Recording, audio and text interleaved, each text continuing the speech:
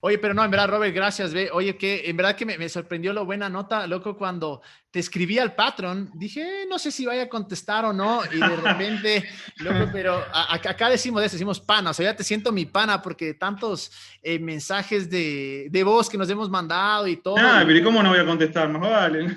no, sí, es que vos ya sabes, como a veces uno está acostumbrado, no sé si te contesto, porque Sí, sí. te digo Hay que muchas estrellitas. sí, o sea, yo he escrito a full gente y es como que digo, no pierdo nada y casi nadie contesta, ¿no?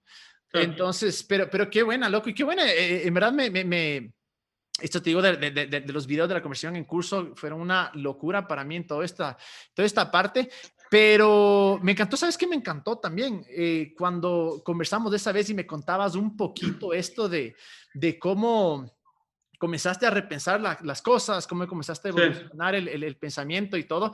Pero a ver, cuéntame, vos eras cristiano evangélico, creo, por mucho tiempo, ¿no? Y cómo Sí, fue, ¿cuándo fue cuando te hizo clic esta nueva manera de pensar? vos sabés que yo sabía que me ibas a preguntar esto y me puse a pensar, digamos, cuando, porque no sé si hubo un clic, digamos, ¿viste? O fueron varios chiquitos, ¿viste? Que a vos te habrá pasado lo mismo, creo que si bien hay un momento donde decís, bueno, ya está, basta, no puedo, pero es como que viene evolucionando la cosa, ¿no? Viene de a poquito. Yo estaba pensando, porque dije, me lo va a preguntar, y digo, ¿cuándo fue ese momento realmente? Y no hay un momento, digamos, en el que me acuerde a nivel de doctrina, ¿viste? Que generalmente decís, Ujú. bueno, dejé de creer esto y ya está. Lo mío fue, me dijiste que tenés tiempo, así que te cuento una pequeña anécdota. Cuenta, claro, cuenta todo. Hay algo que me acuerdo muy claro, que fue era cuando estaba en la iglesia evangélica todavía, ¿no? Una de las últimas congregaciones a las que fui, ¿no? eh, tendría unos 500, 800 miembros, tampoco era tan grande, ¿no? Y en Argentina estaba pasando algo, bueno, como pasa un montón de veces lamentablemente, que había una provincia que se llama Jujuy, que había estaba pasando una hambruna, ¿no? Ujú. Entonces, en una mega iglesia de ahí de la capital, ¿no? O sea, muy conocida, en una mega iglesia empezaron a hacer algo que se llamaba Operación Jujuy. Jujuy es la provincia, digamos, que estaba siendo afectada. ¿Ya? Entonces, viste, ese tipo de operaciones donde, bueno, empiezan a juntar ropa, alimentos, no perecederos, un montón de cosas, ¿no? Para llevar ahí. Como te decía, era una media iglesia, ¿no? Y tenía una estructura fenomenal para hacerlo, ¿no? Entonces, en nuestra iglesia, que era mucho más pequeña, intentaron como replicar eso, Ujú. y el grupo de jóvenes, con toda la buena intención, se juntó, ¿no? Eh, para lo mismo, intentar juntar ropa y esto y lo otro, ¿no? Entonces, cuando yo vi, o sea, la idea era alquilar un micro, irse hasta allá, que son no sé cuántos kilómetros, imagínate que Jujuy queda en el norte, ¿no? Nosotros estamos en la zona media, es impresionante, ¿no? Para llevar todos esos alimentos y ropa, etcétera. Cuando yo vi todo eso, naturalmente, digamos, se me ocurrió algo que ya sabía como más o menos iba a venir la respuesta, pero igual lo quise hacer. O sea, le digo, si tal iglesia, ¿no? Tal mega iglesia ya está haciendo esto, está llevando todo eso, ¿no? Va a ir con todos sus voluntarios, ¿por qué nosotros, en vez de agarrar y alquilar un micro con todo lo que cuesta, ¿no? Con todo el gasto de energía, etcétera, ¿por qué no nos damos toda esa ropa, toda esa comida, etcétera, y se la damos a ellos y que la lleven ellos y ya van para Claro. allá? ¿Para qué vamos a hacer toda esa operación que no tenemos los mismos recursos, ¿no? Digo, o sea, si la intención verdaderamente es hacer el bien y nada Ayudar, más, exacto. claro, si la intención es decir, lo hice yo y poner la firma, es otro tema. Y me acuerdo que el sobrino del pastor, ¿no? Cuando le comenté eso, lo primero que me dijo, o sea, o mejor dicho, lo que me respondió cuando le pregunté eso, fue, ¿pero son de la misma denominación ellos? O sea, y ahí, esa fue la respuesta ante unirse para hacer el bien, ¿no? Que Entonces algo, ahí fue como, algo que es algo que es súper normal, ¿no? Que existan ese tipo de claro, divisiones. claro, o sea digamos, mi premisa, si se puede decir, o sea, fue, creo que bastante natural, ¿no? O sea, creo Ujú. que cualquiera que lo vea afuera hubiera dicho lo mismo. Y eso fue algo que a mí me hizo clic. Eso fue algo que a mí me hizo clic y que me llevó a comenzar a preguntarme de qué se trataba el cristianismo, ¿no? Ujú. Digo, o sea, de esto se trata ser cristiano, ¿no? O sea, comenzó, ya te digo, con algo muy chiquito, y en ese momento se me ocurrió una frase, ¿no? Que era que los cristianos se tratan, yo empecé a repetir mucho, los cristianos eh, intentan más llenar iglesias que llenar el cielo, ¿no? Ujú. Bueno, ahora no creo en esa versión del cielo, pero en ese momento sí. Digamos, pero se me ocurrió esa frase muy instagramiable, digamos, ¿no? Y eso fue, digamos, si se puede decir, un clic, comenzó, creo, ahí. Es algo que me acuerdo mucho, ¿no? O sea, como te digo, o sea, seguía manteniendo un montón de doctrinas, un montón de visiones bueno, que ahora ya no tengo, pero ahí fue algo que me empezó, o sea, creo que ¿viste el subtítulo de La Melodía de Dios? Que el segundo subtítulo es Desilusionados de la Iglesia. Bueno, Así es. en mi caso creo que comenzó con una desilusión de la Iglesia, con ver que lo que se estaba haciendo, de eso no se podía tratar el cristianismo, se tenía que tratar de otra cosa. Y a ver, vos eres uruguayo, vivías en Argentina y volviste a Uruguay.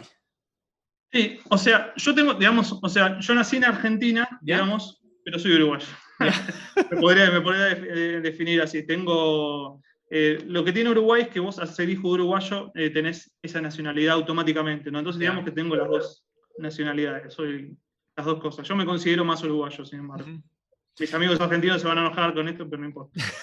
Y ahorita estás en Uruguay, pero. Sí, ahora estoy en Uruguay. Sí, volví ahora, hace 6 meses. Ya, cuando vos estabas en Argentina y estabas como que involucrado en esta parte de la iglesia, ¿vos predicabas No. estabas involucrado? Porque la pregunta es justamente eso, o sea, ¿qué tan difícil te fue para ti comenzar a repensar todo esto?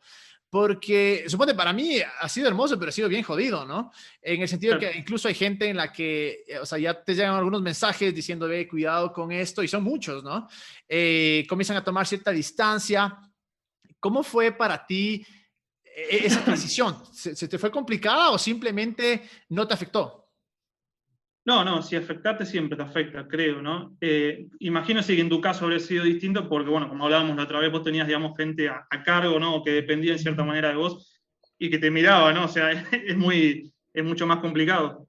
En mi caso, digamos, no, en ese sentido no me afectó tanto, digamos, porque, o sea, nunca tuve personas, digamos, bajo liderazgo o nada de eso, ¿no? O sea, sí, hice muchas cosas en la radio, bueno, algún que otro mini liderazgo juvenil ahí en la iglesia, cosas, viste, que uno hace, ¿no? Pero sin embargo, sí, me afectó como creo que a todos a nivel personal, ¿no? A medida que iba creciendo, iban deconstruyendo un montón de ideas, dejando de pensar, digamos, ciertas cosas, en ese sentido, por ahí más que nada.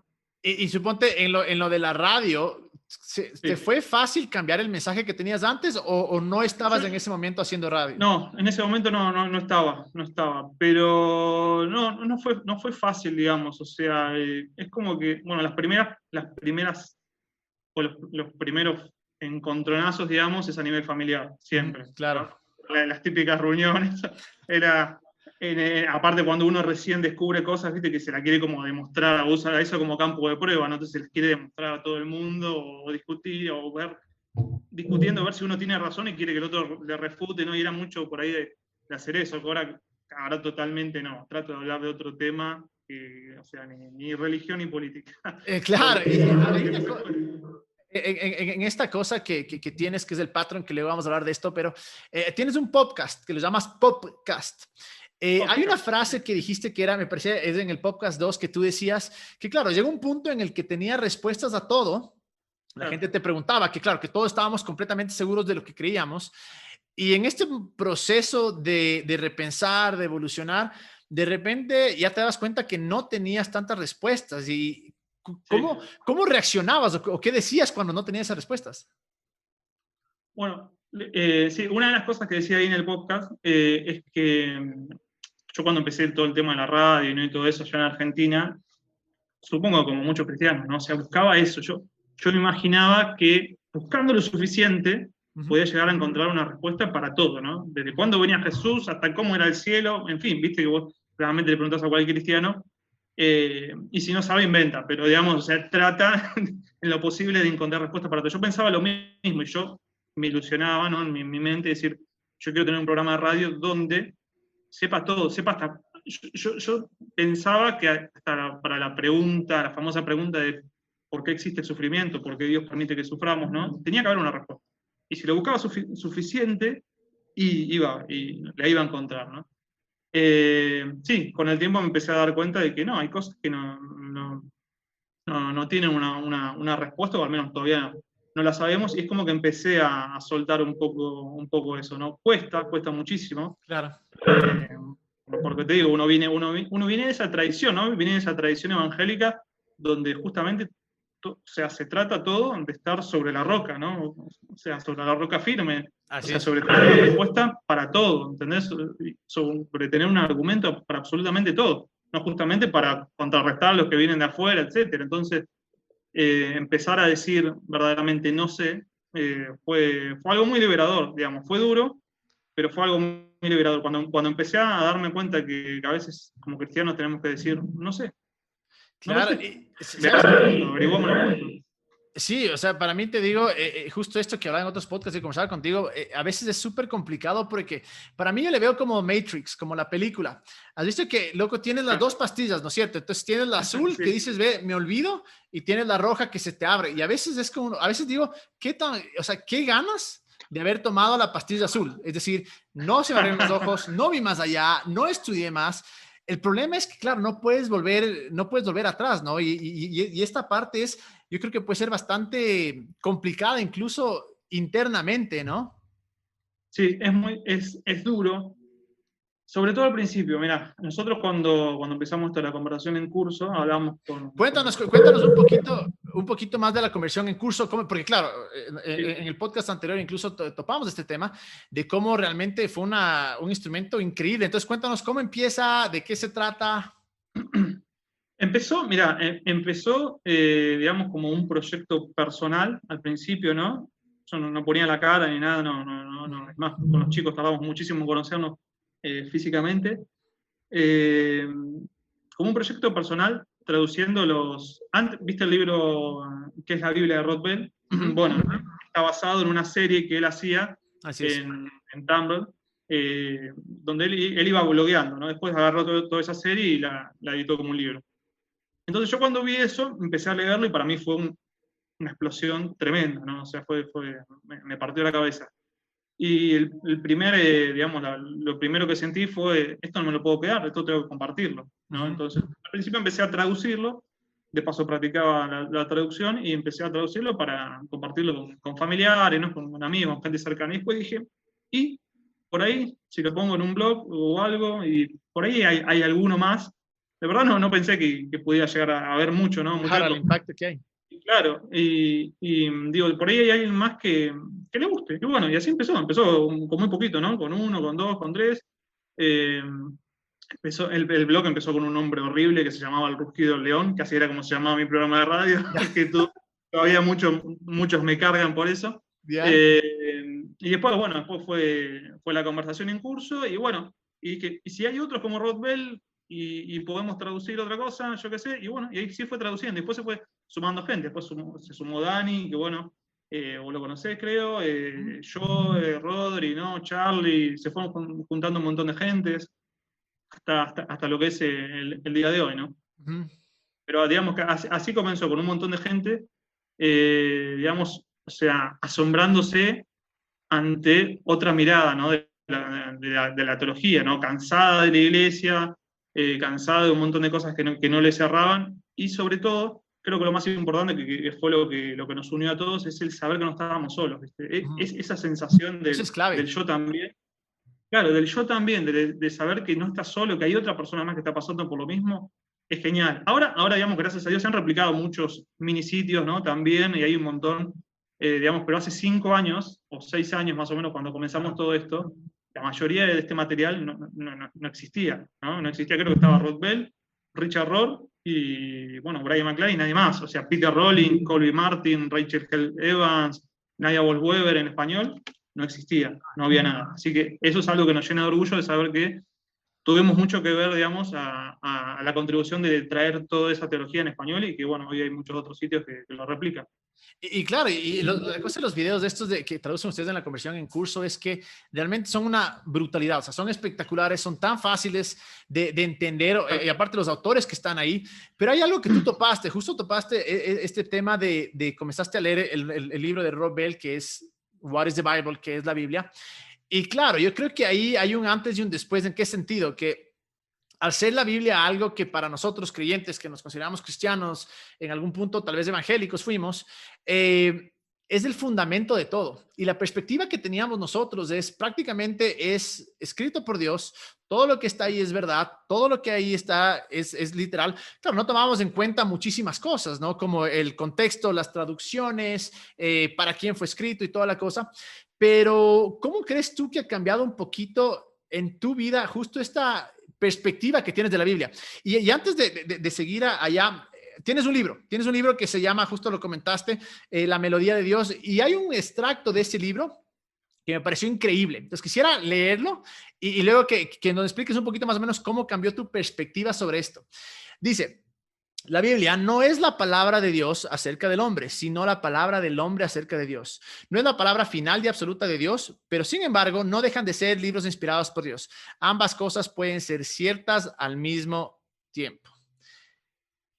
Cuéntanos un poquito de cómo llegaste a ese punto de creer eso, ¿no? Porque una vez más, antes es la historia de Dios sobre nosotros, pero cuando te pones a pensar, en realidad es el ser humano escribiendo sobre su perspectiva a través de los años, su entendimiento de la cultura, de la sociedad y obviamente de Dios. Sí, Rothbard lo describe, ¿no? Como la evolución o sea, evolución de la conciencia humana, ¿no? O sea, plasmada ahí, ¿no? El progreso de la evolución de la conciencia.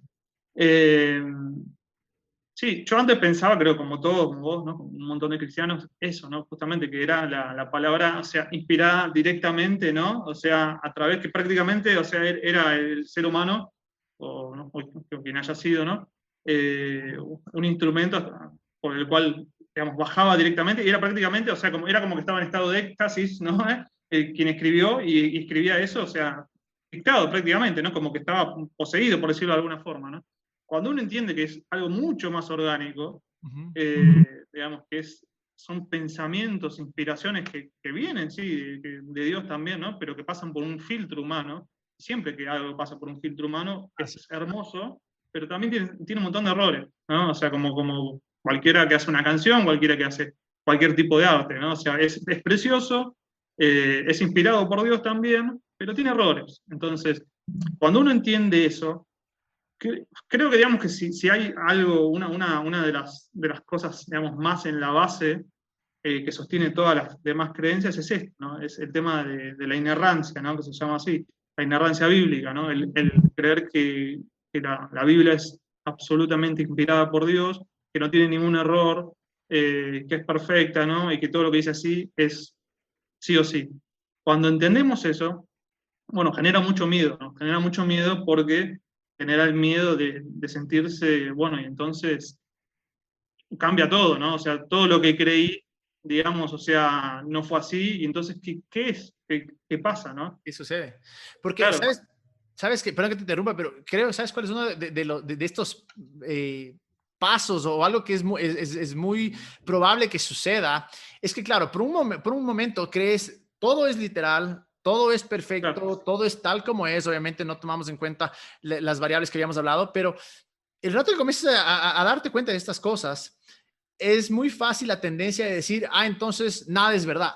Entonces como que vuelves a hacer ese dualismo de o es todo real y sin errores o es todo un mito, ¿me entiendes? sí.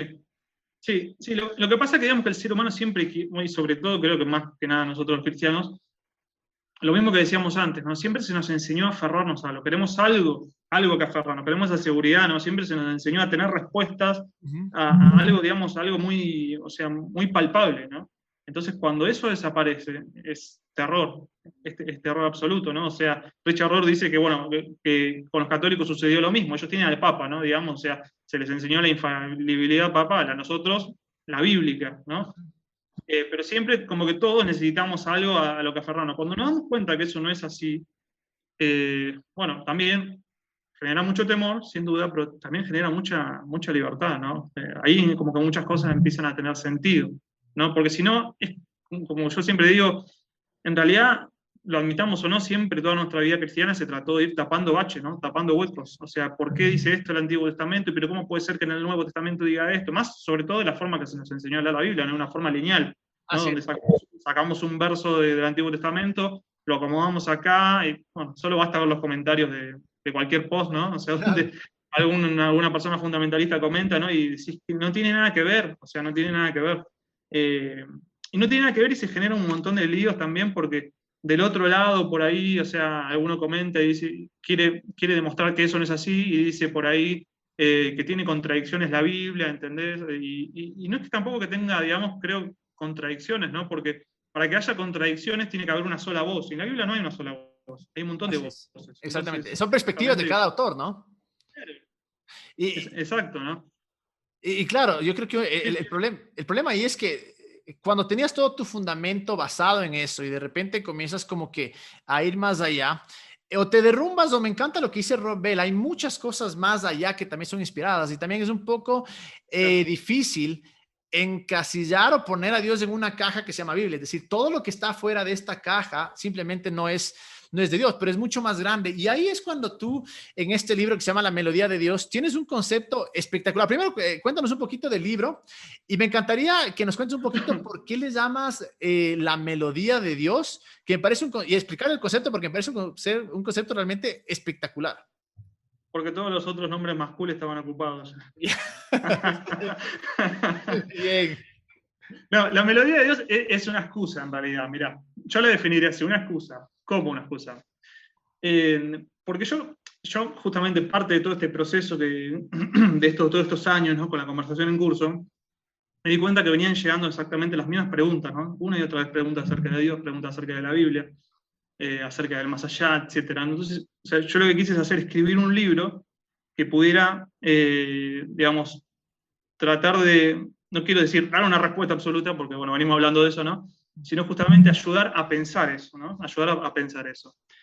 Quería hablar de la inerrancia bíblica, quería hablar de la sustitución penal, quería hablar de, no sé, de hermenéutica, quería hablar de escatología, sin nombrar todas esas palabras, ¿no? ¿Cómo así? Mi pregunta era, mi obsesión era, ¿cómo puedo hacer para hablar de todo eso? Y vos que lo leíste el libro, viste que no, en ningún momento las nombro esas palabras, o sea, no Así se es. nombran, y sin embargo, están Está el ahí, ¿no? tema.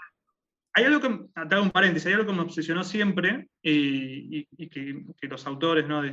Que van a salir ahora en el CC y que, bueno, que siempre han participado, que es que yo siempre les pedí que hablaran en un lenguaje, ¿no? Y la mayoría viene con un trasfondo académico increíble, ¿no? Son autores increíbles, que hablaran con un lenguaje que lo pudiera entender todo el mundo, ¿no? A mí siempre me chocó mucho todo eso del lenguaje allá, todo, o sea, porque me parece que es algo que es para círculos, yo lo llamo para círculos masturbatorios, ¿viste? O sea, donde es simplemente para que te aplauda otro par, entonces, digamos, si uno quiere verdaderamente llegar a todo el mundo, ¿no? Y hacer este mensaje un poco más accesible, eso no sirve. Entonces, como te decía, mi obsesión era, mi intención era justamente poder hablar de todo eso en un lenguaje muy sencillo, muy accesible, ¿no? Sin que eso no signifique que sea profundo, ¿no? Uh-huh. No sé si lo habré logrado, pero bueno. No, en verdad es súper profundo, súper. Y creo que lograste esto que es súper profundo y súper claro también. Gracias. Y bueno, entonces lo de la melodía de Dios, como te decía, es una excusa, porque, o sea, yo con lo de la melodía de Dios planteo una metáfora, ¿no? Digamos, en contra de lo que es el reino de Dios, ¿no? Para reemplazar, en cierta manera, lo que es el reino de Dios, pero en realidad va más allá del libro, o sea, al plantear esa metáfora de la melodía de Dios, la utilizo para hablar de todos los temas, bueno, que decíamos antes, ¿no? O sea, el tema de la Biblia, de Dios, del infierno, ¿no? O sea, básicamente planteo esa metáfora, pero desarrollo otras submetáforas que sirven para hablar de eso, ¿no? Por eso te digo que es una excusa en realidad, Uh-huh. simplemente. O sea, no es perfecta, como cualquier metáfora que no es perfecta, ni siquiera la metáfora del reino, vaya que ya lo sabemos, ¿no? Por eso propongo dejarla. Pero creo que sirve y es mucho más orgánica para estos tiempos. Dos preguntas. Entonces, si hablamos de una melodía, significa, estás poniendo esta metáfora como que Dios es música y hay diferentes melodías que Dios está tocando. Sí, sí, sí, se podría decir sí. Yo lo planteo a Dios como o sea, digamos, siguiendo la metáfora de la melodía de Dios, o sea, lo que planteo en el libro es lo que sería el reino de Dios, ¿no? Por la mayoría de los cristianos, ¿no? Es como la composición ya hecha carne, ¿no? Por decirlo de alguna forma. Eso sería, digamos, es a donde nosotros aspiramos llegar como cristianos, ¿no? O mejor dicho, aspiramos a hacer, ¿no?, en nuestra vida diaria, ¿no? O sea, a un cristiano promedio vos le preguntás y es establecer el reino de Dios, ¿no? O sea, o alcanzar el reino de Dios, que se haga real. Yo lo contrapongo con la melodía de Dios. Y dentro de esa metáfora, Dios vendría así, vendría a ser la música. ¿Por qué planteo que es la música? Porque, bueno, para mí la música es algo indefinible, ¿no? O sea, yo lo planteo de esta manera. Suponete que viene un extraterrestre, ¿no? Que en su planeta no hay música, y vos tenés que enseñarle lo que es la música, ¿no? O sea, ¿cómo se la enseñás? ¿Qué haces?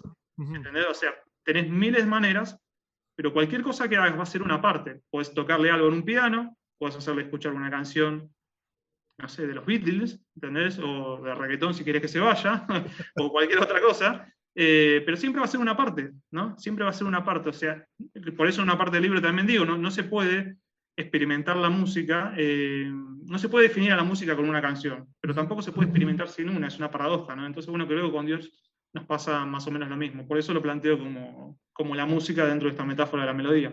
Y hace un ratito topaste una cosa, dijiste, porque quisiera dejar este concepto del reino de Dios. Me encanta cómo tú lo abordas, porque claro, cuando uno piensa en reino, en realidad piensa en guerra, en los de aquí, los de allá. ¿Por qué crees que es importante dejar incluso ese concepto? Bueno, justamente, por lo que acabas de decir, creo que ya está más que demostrado, digamos, que atrasa, ¿no? Más de lo que... O sea, ya los reinos de por sí ya no existen en el mundo, ¿no? O sea, prácticamente, ¿no? Y en donde existen son algo simbólico. Digamos, Jesús lo usó en ese tiempo porque era una metáfora o sea, que estaba latente, ¿no? Pero en el día de hoy me parece que nosotros seguir hablando de reino, como te decía atrás, hay una teóloga que se llama Sally McFay, que también la nombro en el libro, que ella dice que en cada época habría que hacer una teología que tenga que ver con esos tiempos, ¿no? que se están viviendo. Y ella lo escribió esto en los 70, ¿no? Y en ese momento ya proponía otras metáforas, proponía hablar de Dios como madre, ¿no? Mucho antes de que aparecieran, no sé, hits como el de La Cabaña, ¿no? La novela de La Cabaña, ¿te acordás? Donde aparece Dios como madre. Ella lo proponía ya en los 70. A mí me influenció mucho también para escribir parte de la melodía de Dios, ¿no? Yo propongo esto porque creo que es mucho más orgánico, ¿no? O sea, propongo esto, obviamente que no pretendo que de la noche a la mañana todo el mundo de vuelta. Y otra cosa que quiero aclarar es que es muy importante. Ya tampoco propongo esto como diciendo, hey, esta es mucho mejor, es la definitiva. De vuelta, es una excusa para demostrar que, o sea, puede ser esa o puede ser otra, ¿no? Puede ser otras, un montón más.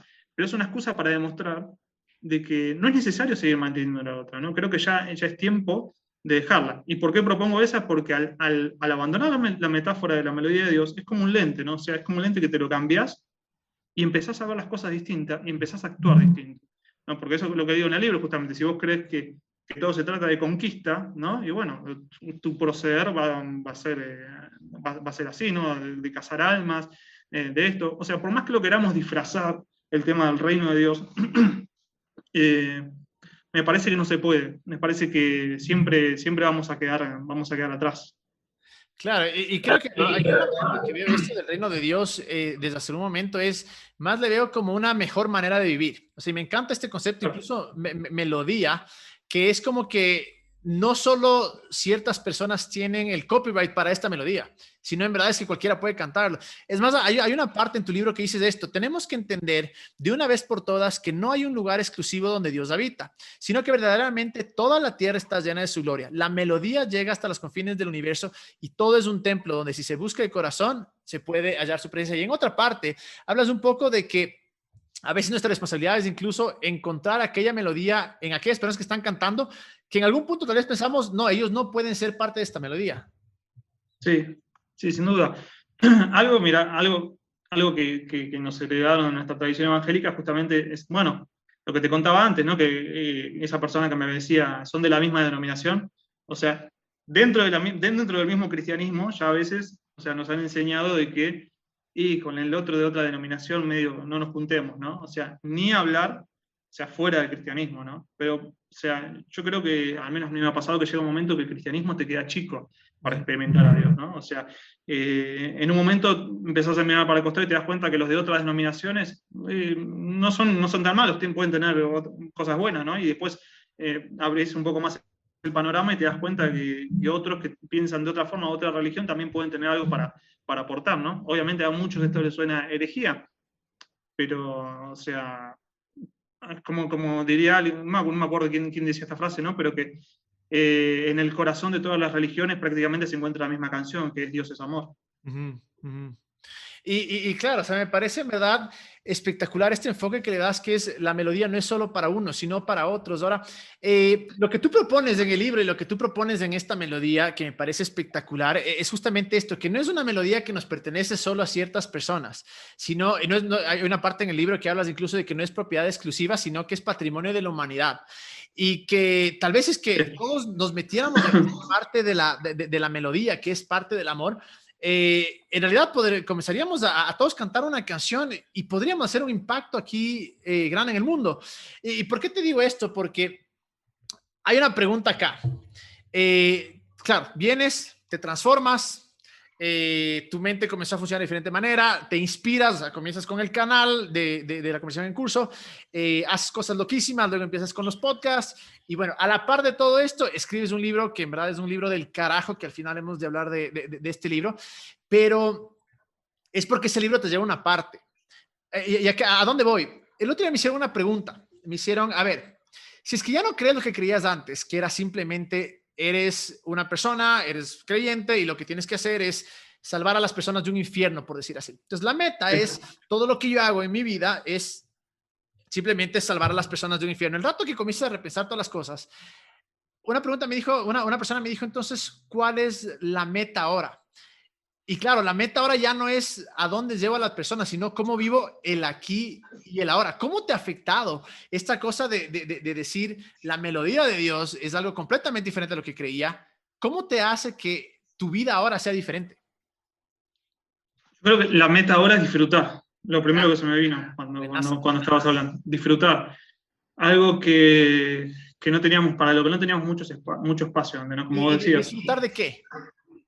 de la vida, de todo, ¿no? O sea, de ver a Dios justamente, no solo en algunos lados, ¿no? En algunos lados sagrados y en ciertos horarios, ¿no? Y ciertos días por ahí, sino en todo, en todos lados, ¿no? O sea, poder encontrarlo en todos lados. O sea, hay una leyenda judía que dice que sobre la zarza, ¿no? Cuando Moisés estaba frente a la zarza, ¿no? Que en realidad Moisés, cuando vio la zarza, él la vio ese día, pero en realidad la zarza ya estaba ardiendo de mucho antes, ¿no? O sea, estuvo ardiendo siempre, simplemente que Moisés pasaba por ahí y no se daba cuenta. Bueno, eso, o sea, ver todas esas zarzas que están por ahí ardiendo y que por ahí no las percibimos, ¿no? Porque justamente se nos ha enseñado de que no, que Dios actúa de esta manera, Dios actúa de otra, ahí no está. No, o sea, cuántas cosas, o sea, nos ha privado de una manera tóxica de vivir el cristianismo, es increíble, ¿no? O sea, con el arte, con la música, ahí ya Definitivamente. tenemos. Y me encanta esto que dices de disfrutar, porque a veces creo que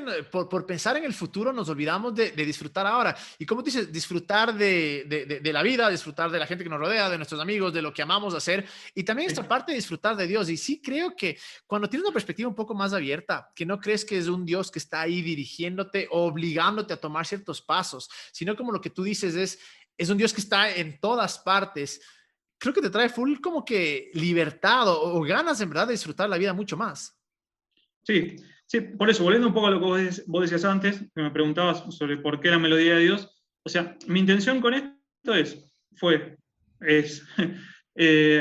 decir, reemplazar, digamos, esa metáfora del reino por algo mucho más orgánico. ¿Por Ajá. qué? Porque creo que de eso nos puede llevar a vivir de una manera menos bélica, ¿no? Porque si uno tiene una metáfora bélica, quiera o no, va a terminar viviendo de manera bélica, Así o es. sea, Vas a dividir. simbólicamente, o sea, de una Exacto. forma u otra. Por eso también es muy ridículo cuando ves, o sea, que muchos cristianos progresistas, ¿no? Siguen tratando de defender esto, lo del reino de Dios, ¿no? Y que te dicen, no, pero Dios no es violento, Dios no es esto, pero, o sea, defienden la metáfora y hacen una gimnasia teológica, ¿no? Y argumental increíble, porque llega un momento que vos no podés defender, es algo, es lo que se llama un oxímoron, ¿no? O sea, es algo contradictorio, o sea, es algo que no puede ser, es como decir un frío caliente, ¿entendés? Es algo contradictorio, o sea, llega un punto que no se puede defender. O sea, yo lo que digo, soltémosla. Al soltarla vamos a poder vivir un cristianismo mucho más orgánico, vamos a dar cuenta de que no se trata de conquistar a todo el mundo, no se trata de, vamos a tener otra visión acerca del pecado, ¿no? Acerca de un montón de cosas más acerca de la Biblia, ¿no? Ya no la vamos a usar como una espada para quebrantar los corazones duros, ¿no? Sino que la vamos a ver como una partitura, o sea, voy planteando otras metáforas, como te decía. Y después de eso, después de ver que podemos ver el cristianismo de otra forma, incluso vamos a poder llegar a ver, que ahí como termina el primer capítulo, que por ahí esta melodía, o sea, no está solo en nuestra religión, digamos, Así ¿no? es. Que por ahí también está ahí afuera, y hay otras personas que también la están tocando, pero que nunca la vimos, ¿no? Esas zarzas, como decía, que por ahí nunca las vimos porque dijimos, no, ahí no puede haber nada bueno. Entonces, digamos, es una apertura constante, ¿no? De apertura en apertura. No sé si te pasaba a ti que algo que me pasaba a mí es que, claro, cuando estaba en todo este proceso era como que tenía una gana inmensa, unas ganas inmensas de redefinir el cristianismo. Sí. Ahora para mí quiero redefinir la vida. O sea, ya no es esto de Mm. cómo puedo o no puedo actuar o hasta dónde puedo ir, hasta dónde puedo llegar, sino en realidad, como tú decías, cómo puedo vivir de tal manera que disfruto ahora, que veo la melodía de Dios en todas partes, que es algo clave del libro que tú dices, porque muchas veces pensamos, no, esta es mi melodía y son los que creen como yo tienen esta melodía, pero Claro. creo que la mente y la hermosura de la vida se despliega cuando aprendes a ver la melodía en muchísimas partes. Sí, y eso de redefinir es algo que nos pasó. Yo me acuerdo que en un tiempo hablábamos con mi amigo Charlie, ¿no? Que uno de los de la conversación, y al cabo de unos años de participar en todo esto, o sea, él me acuerdo que él me decía, bueno, loco, pero ¿y ahora? O sea, como que tenemos que sentarnos y ver qué creemos, ¿no? O sea, como que si viniera alguien a preguntarnos una declaración doctrinal, tendríamos que saber qué responder. Y a mí también me pasaba eso. Decía, bueno, yo ya sé todo en lo que no creo, ya sé todo lo que voy dejando atrás, pero me sentía como que me iba sacando una armadura, ¿no? Justamente, ¿no? Todo eso, y me iba quedando desnudo y decía, pero ¿y qué creo? O sea, está bien, ya sé que no creo que Jesús murió por mí para salvarme de un Dios Que nos enojado para quiere ir al destrozar. infierno. Ok, pero ¿en qué teoría creo? Tiene que haber una teoría de la muerte de Jesús que explique, y uno es como que quiere reemplazar automáticamente de vuelta el tema de estar seguros, ¿no? De agarrarse de algo, de asirse de algo. O sea, y me costó mucho a mí al menos decir a veces, no, por ahí no tiene que haber exactamente, no tengo que Claro, estar seguro de todo, esa ¿no? respuesta. O sea, eso creo que es algo que nos cuesta, incluso por ahí a los cristianos más progresistas, o sea, de dejar atrás, ¿no? La seguridad, esa seguridad de saber absolutamente todo. Y con esta parte, obviamente, loco, me dices, te cambió la perspectiva de absolutamente todo. ¿Cómo cambió tu perspectiva incluso de Dios? Porque claro, hablamos de que ahora Dios no está en un lugar, sino que está en todas partes. ¿Cómo redefinirías esa, por decir así, cómo te relacionas con ese ser divino? ¿Cómo te conectas con ese ser divino? Cuando ya no estás solo en un punto, sino en muchísimas partes. No sé si tiene un poquito ese de sentido la pregunta. Sí, a mí lo primero que me sirvió es para liberar muchísima tensión y muchísima ansiedad, ¿no? Porque el Dios ese que me habían enseñado, que a todos nos habían enseñado de chicos, era un Dios que siempre estaba, o sea, vigilándonos, ¿no? Y que uno siempre tenía que actuar, o sea, me quitó mucha ansiedad en el sentido de que yo, o sea, sé que ahora no tengo que hacer ciertas cosas, ¿me entendés? Para agradar a Dios, ¿no? O sea, para que me trate bien y no me tengo que andar preocupando de que si me pasa algo malo, uy, no debe ser porque hice cosas malas, ¿no? Digamos, porque eso de vuelta es volver como a la antigüedad, ¿no? Cuando los seres humanos sacrificaban los primeros animales a los dioses y lo de la cosecha, ¿no? Para lograr algo, ¿no? O sea, ahora un poco más moderno, nada más que tenés que ir a la iglesia, porque si no vas a la iglesia te va a ir mal en la vida espiritual, y al final, al cabo, todo es, si no haces esto, te va a ir mal. Si no lees la Biblia, si no oras lo suficiente, y nunca es suficiente. El tema es que nunca es suficiente, porque cuando Así es. pasan cosas malas siempre nos estamos preguntando, o nos estábamos preguntando, debe ser por esto, ¿no? Bueno, primero que nada me quitó muchísima ansiedad en ese sentido, ¿no? De vuelta, es lo de disfrutar todo, absolutamente no, y saber, o no saber, mejor dicho, que cuando pasan ciertas cosas malas, bueno, no sé, pasan porque la vida es un misterio, ¿no? Así es, De exacto. vuelta, pasan cosas malas, y como diría Rothbell, ¿no? El tema, mucha gente dice, no, pero Dios no existe porque pasan cosas malas. Bueno, lo que pasa es que si ese es el argumento, ¿qué argumento tenés para cuando te pasan cosas buenas? ¿No? Uy, Ese así es es. el tema. Entonces, digamos, a mí me quitó muchísima ansiedad, me liberó un montón y me ayudó a disfrutar y a tratar de ver a Dios en todos lados. Ya no lo veo como esa persona arriba, en el cielo, o como una persona, ¿no?, que está siempre ahí vigilándome o controlándome o esperando algo de mí, sino como algo que está en todos lados y que, bueno, no sé, es indefinible, de vuelta. O sea, si ya vamos a empezar a definirlo, ya Ya es es, volver a... exacto, nos metimos en el hueco. Y justo esta parte es súper interesante porque para mí, como te digo, mi perspectiva de la vida cambió por completo. Ya no vivo por un mañana, sino vivo por un ahora. Ya no vivo por un lugar, sino vivo Claro, por acá. ¿Cómo hago que este mundo sea mejor? Y obviamente creo que incluso en tu libro tú hablas muchas veces de que, claro, todavía te consideras cristiano. ¿Cómo creerías tú ahora que el mensaje de Jesús, obviamente adaptado a nuestro tiempo y tomando el contexto, cómo es importante para ahora y qué beneficios o qué cambios podemos ver cuando adoptamos esta imagen de la melodía de Dios?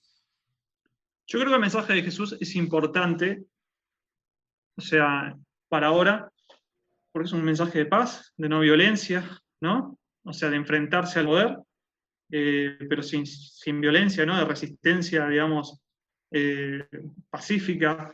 En ese sentido, hay un montón de cosas que son relevantes todavía hoy, ¿no? O sea, la otra vez estaba leyendo una nota, un artículo que decía que, un artículo científico decía que observar las aves, ¿no?, mirar los pájaros en el cielo, reduce mucho el estrés, ¿no? Y después lo tenemos a Jesús diciendo, o sea, miren las aves, ¿no?, que no trabajan y Dios las cuida, ¿no? Entonces yo creo que hay cosas que tienen un eco, inclusive hoy, ¿no? En ese sentido. Eh, de vuelta, o sea, pero tampoco hay que divinizar absolutamente todo, ¿no? O sea, como digo también en el libro, hay mucha gente, ¿no?, que se pone allá arriba la parte divina de Dios, ¿no?, pero se olvida de la parte humana. O sea, negar su humanidad también creo que es algo tan grave como negar su divinidad, ¿no? En ese sentido creo que es importante, pero de vuelta, o sea, nunca tenemos que dejar de ver que puede haber otras. Yo en el libro lo defino como una de las canciones más bellas, ¿no? O sea, si nuestra misión es componer la melodía de Dios, bueno, o sea, Jesús es una de las canciones más bellas. O sea, crecí en el cristianismo, ¿no? O sea, por designio divino, pero si hubiera nacido en otro lugar, en otra geografía, o sea, capaz que quería otra cosa, Así. ¿no? O sea, habiendo crecido acá y habiendo crecido en el cristianismo, creo que el cristianismo tiene muchas cosas bellas como muchas cosas feas.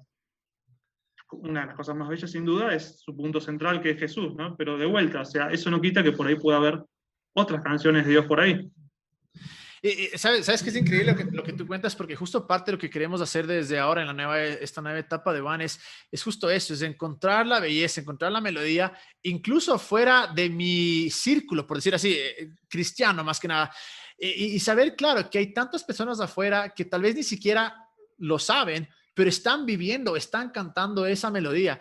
Se te Claro. viene tal vez a la mente algunas cosas que crees que deberíamos tal vez empezar ahora. O sea, ¿me entiendes? A mí, por lo menos antes, nunca me interesó nada que no tenga que ver con mis cuatro paredes. Ahora, cuando comienzas a ver la injusticia, cuando comienzas a ver la segregación, cuando comienzas a ver realmente la homofobia, el racismo, son cosas que antes tal vez no lo tomabas porque tal vez eras parte de eso, pero ahora dices, no, o sea, ya con esta nueva redefinición de la melodía de Dios, tengo que hacer algo al respecto. Sí, a mí en este último tiempo me agarró muchísimo interés. Digamos, de las cosas, de las consecuencias de todo esto, que me agarró muchísimo interés por conocer otras culturas, ¿no? Otras formas de pensar, otras religiones. Me encantaría en un futuro, o sea, saber tanto por ahí, o sea, estar tan sumergido por ahí, al menos informativamente, ¿no?, en otras culturas y en otras religiones, como uno está en el cristianismo, ¿no? Dudo que nos alcance la vida. Apenas uno está terminando de descubrir tesoros del cristianismo, ¿no? Y hay un montón de cosas que no entiende. Pero bueno, yo creo que algo que todos tendríamos que hacer es empezar, por lo menos, a leer un poco acerca de, para dejar de verlos como enemigos, ¿no? Porque de vuelta, o sea, siempre se nos enseñó que los de otras religiones, ¿no?, los de otros pensamientos, los ateos, ¿entendés? Son el diablo, son el enemigo y se van a ir al infierno, ¿no? Deberíamos empezar a ver otras perspectivas, ¿no? En el libro creo que también lo digo, o sea, escuchar canciones que no nos gustan, ver documentales por ahí que no tienen que ver con nuestro entorno, ¿no? Bueno, etcétera, ese tipo de cosas, ¿no? A mí hace poco me dieron una copia digital ahí del Corán, ¿no?, que tengo un amigo que es musulmán, y estaba empezando a leerlo. O sea, es eso, ¿no? Es empezar a interesarse un poco para tratar de ver el otro lado, ¿no? Y por ahí, al ver el otro lado, vamos a descubrir que tenemos más cosas en común de las que nos dijeron. Uh-huh. No, increíble. Y te digo, para mí, en verdad, una de las cosas que más me cambió es justamente eso, es cómo veo más allá y cómo dejo, más que hacer algo, es ser algo y buscar y buscar y buscar. Y te digo, gracias, Robert, porque en verdad tu libro y la conversión en curso ha sido espectacular, espectacular para mí en este proceso y para muchísimos en realidad. Y quiero hablar un poquito, Robert, gracias en verdad.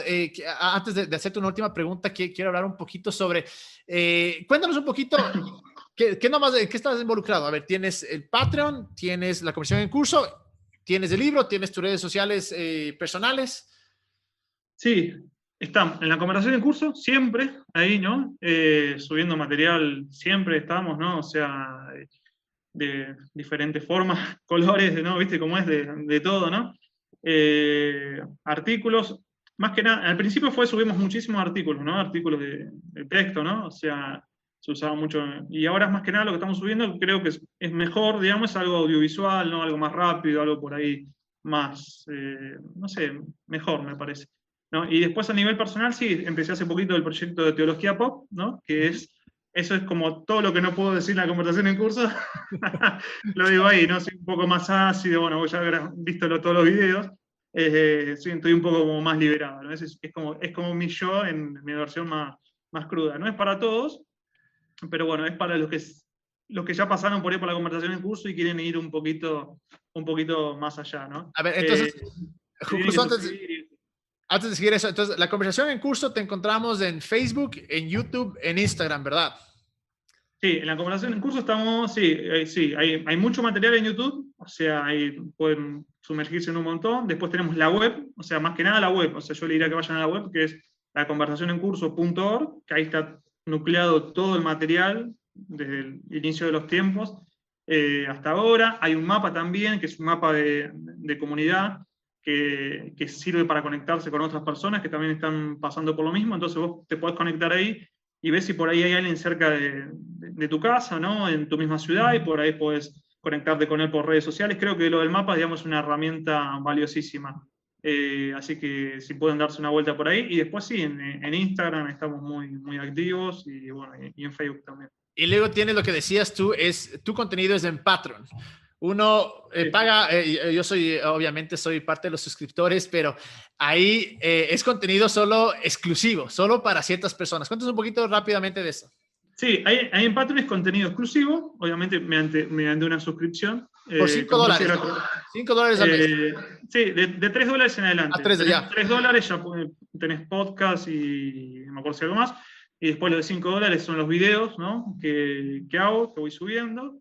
Y después, lo de $5 creo, tenés traducciones de Rod Bell, de Richard Rohr, bueno, otra vez subí un documental, ¿no? Cosas que no están en la conversación en curso, que claramente son muchas traducciones que yo tenía personales que por X razones no se subieron, ¿no? O que a veces yo traduzco para mí mismo, ¿no? Y bueno, ahí lo voy subiendo. Mucho material toda la semana. Así que, más que nada, es para los que quieren apoyar, ¿no? Porque directamente también están apoyando la conversación en curso al apoyar ahí, ¿no? Así que bueno, nada, los invito a los que quieran. Buenísimo, en verdad es espectacular porque subes videos todo el tiempo y son realmente buenos. Y por último, tienes el libro, La Melodía de Dios, es un proyecto, me imagino que ya de algunos años, que es espectacular en realidad. ¿Dónde podemos adquirir tu libro? La Melodía de Dios lo pueden adquirir en laconversacionencurso.org/tienda. O sea, entran a la conversación en curso, allá ahí seguramente lo van a ver, pero si no, laconversacionencurso.org/tienda. Bueno, o en mis redes sociales, o en las redes sociales de la conversación en curso, lo estamos posteando por todos lados. Y es parte de un proyecto que es el SS Ediciones, ¿no? Que es nuestra propia editorial digital, que ahora en unas semanas más también va a salir un libro de una autora que se llama Ikpa Itzhak, y el mes que viene de otra autora colombiana que se llama Fernanda Rojas. Así que bueno, la idea es ir sacando bastante material que ayude para esto. Increíble, y te digo, ese libro es perfecto para cualquier persona que se está justo tratando de repensar las cosas y evolucionar. Y justo para terminar, Robert, ¿qué consejo podrías dar o qué palabras le podrías dar a una persona que dice, brother, estoy en el punto en el que me estoy evolucionando, repensando, me siento en un hueco, me siento o confundido o vacío, ¿qué podrías decirle a estas personas? Oh, qué responsabilidad. ¿Qué te sirvió Bueno, a ti? primero, creo que lo que, al menos lo primero que se me ocurre es que no es fácil, ¿no? No es fácil. Es muy doloroso por ahí en ciertas formas, pero yo le diría que sigan adelante. ¿En qué sentido? Al menos a mí lo que me ha pasado. Tu corazón te va a decir una cosa, ¿no? Tu corazón te va a querer que te aferres a todo lo otro, a lo conocido, ¿no? Por un montón de cosas, ¿no? Ya sea, hablemos de iglesia, hablemos de concepción de Dios, hablemos de la Biblia, ¿no? Hay un montón de cosas, más si creciste en iglesia, muchísima nostalgia, un montón de cosas que tienen que ver con el miedo, que uno no se quiere desaferrar, ¿no? Tu corazón va a querer estar ahí. A mí me pasó. Háganle caso a su cerebro, ¿no? Háganle caso a la cabeza, porque la cabeza te dice, esto no va, esto no me cierra. Entonces, sigan adelante con la cabeza, ¿no? Háganle caso, que el corazón, tarde que temprano, los va a alcanzar. Al menos a mí me ha pasado eso, ¿no? O sea, me he movido, digamos, casi por instinto, porque tenía que hacerlo, ¿no? A pura voluntad, dejando por ahí, yéndome de una iglesia, ¿no? Porque ya no daba más, no había cosas que no iban, ¿no? Y con mucha angustia por ahí, y si yo le hacía caso a mi corazón, me quedaba, ¿no? Me quedaban un montón de cosas más, un montón de doctrinas. Pero bueno, eventualmente, digamos, el corazón y el cerebro se alinearon, ¿no? Y, digamos, y pude encontrar la libertad y la felicidad que estaba buscando. Más que nada eso, que no tengan miedo, ¿no? Porque va a haber mucho temor, muchas noches de pensar y decir. Naked Pastor lo dice de manera muy graciosa, ¿no? Cuando uno deja de creer en el infierno, ¿no? Una de las doctrinas, ¿no? que están ahí. Otro día tendríamos que hablar de eso. Algún día tenemos que hablar de eso, definitivamente. Cuando uno deja de creer en el infierno, ¿no? Y se acuesta y empieza a transpirar, a sudar frío, ¿no? Porque tiene miedo de enojar a Dios y de que Dios nos mande al infierno por ya no creer en el infierno, ¿no? O sea, es muy gracioso, pero es así, ¿no? O sea, toda esa transición al dejar de creer ciertas creencias hace un ruido y generan algo acá, ¿no? Algo en el corazón. Es normal, ¿no? Si fuera tan fácil, no, todos lo lograríamos, si fuera como apagar y encender una llave. Pero bueno, cuesta bastante, pero hay que seguir adelante, hay que hacer caso. Si algo no funciona, ¿no? Que eso fue parte de mí lo que me llevó, es ver que es ser sincero, ¿no? Es ser sincero y decir, esto no está funcionando, ¿no? O sea, es mirar y ver un montón por ahí de familiares o amigos que se esfuerzan por guardar una fachada, ¿no? O sea, del cristiano perfecto, esto, pero que verdad no coincide. Entonces, si no sirve, ¿para qué seguirlo manteniendo? Creo que esa es la pregunta que al fin y al cabo nos tenemos que hacer. Así es, buenísimo, buenísimo. Oye, Robert, gracias, gracias por tu tiempo. Sé que ya son 2 horas gracias más. A vos, Camilo, muchas gracias. Y gracias por ser parte del podcast de Vano y hoy, que no, o sea, creo que tenemos que hacer un podcast más con muchísimos más temas. Así es que gracias. No tengo problema. Un abrazo y que ojalá sigamos haciendo proyectos juntos. Así va a ser. Muchas cosas. Listo, buenísimo. Perfecto. Muchas gracias y saludo a todo tu equipo ahí. Muchísimas gracias también. Aquí sí.